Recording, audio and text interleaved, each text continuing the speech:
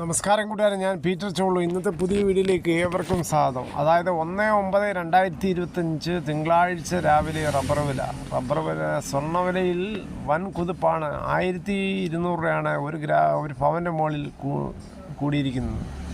സാധാരണക്കാർക്ക് കണ്ണു തന്നെ പോയി. ഇപ്പോൾ വിവാഹ സീസൺ ആയതോടുകൂടി സാധാരണക്കാർ നെട്ടോട്ടം ഓടുകയാണ് സ്വർണം ഭവനങ്ങളിൽ ഒപ്പിക്കുവാൻ വേണ്ടി.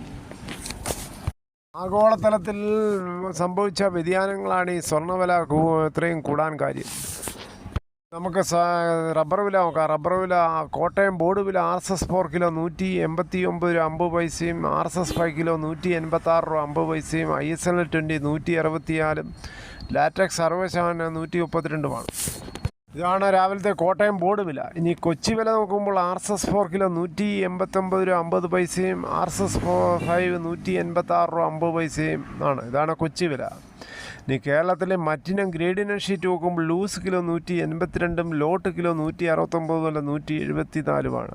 ഒട്ടുപാൽ നോക്കുമ്പോൾ 80% DRC ഉള്ള ഒട്ടുപാൽ കിലോ 122, 60% DRC ഉള്ള ഒട്ടുപാൽ കിലോ 91 രൂപ 50 പൈസയുമാണ്.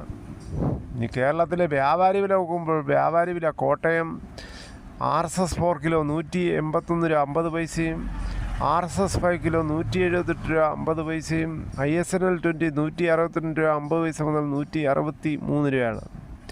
ഒട്ടുപാൽ നോക്കുമ്പോൾ 70% DRC ഉള്ള ഒട്ടുപാൽ കിലോ 103 മുതൽ 110 രൂപയാണ്. കേരളത്തിലെ മറ്റ് വിലകൾ നോക്കുമ്പോൾ സ്വർണം 22 ക്യാരറ്റ് 1 ഗ്രാം 9620, ഒരു ഭവൻ 76,960. അതേസമയം 24 ക്യാരറ്റ് 1 ഗ്രാം 10,491, ഒരു ഭവൻ 83,960. ഇതാണ് രാവിലത്തെ സ്വർണ്ണ വില. സ്വർണം വാങ്ങിക്കാൻ പോകുമ്പോൾ സ്വർണത്തിൻ്റെ പരിശുദ്ധി ഉറപ്പാക്കി വാങ്ങിക്കാൻ ശ്രമിക്കുക. തേങ്ങ ചകരിയില്ലാത്ത മുട്ടത്തേങ്ങ കിലോ 80, വെളിച്ചെണ്ണ ലിറ്ററിന് 480, കൊക്കോ 340, കൊപ്ര എടുത്തടി 219, കശുവണ്ടി 100, കച്ചവലം ഉണങ്ങിയത് 450.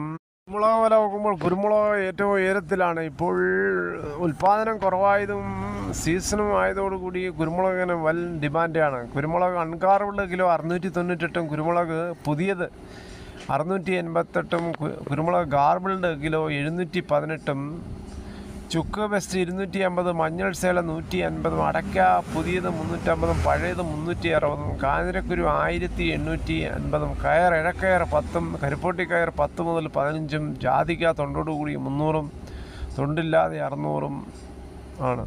കുരുമുളക് വയനാടന് 690, കുരുമുളക് ചേട്ടൻ 680, പൈനാപ്പിൾ പച്ച 34, പഴം 34.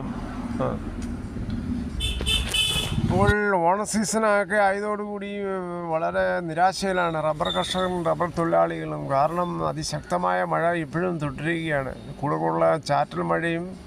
ഇപ്പോൾ പകൽ തെളിഞ്ഞ കാലാവസ്ഥയാണെങ്കിൽ രാത്രി അങ്ങ് നല്ല മഴയാണ്. 1000-ലേറെ ഗ്രാമങ്ങളാണ് പഞ്ചാബിൽ വെള്ളത്തിൽ. പഞ്ചാബിൻ്റെ സമീപകാല ചരിത്രത്തിലെ ഏറ്റവും വലിയ പ്രളയങ്ങളിൽ ഒന്നാണ് ഇപ്പോൾ സംസ്ഥാനം നേരിടുന്നത്.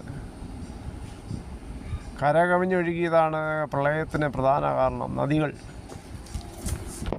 ഇതോടുകൂടി ഈ വീഡിയോ ഇവിടെ പൂർണ്ണമാകുന്നു. നിങ്ങൾക്ക് ഇഷ്ടമായെങ്കിൽ ഒരു ലൈക്കും ഒപ്പം നിങ്ങളുടെ വിലയേറിയ അഭിപ്രായങ്ങളും. സബ്സ്ക്രൈബ് ചെയ്യാൻ മറക്കല്ലേ.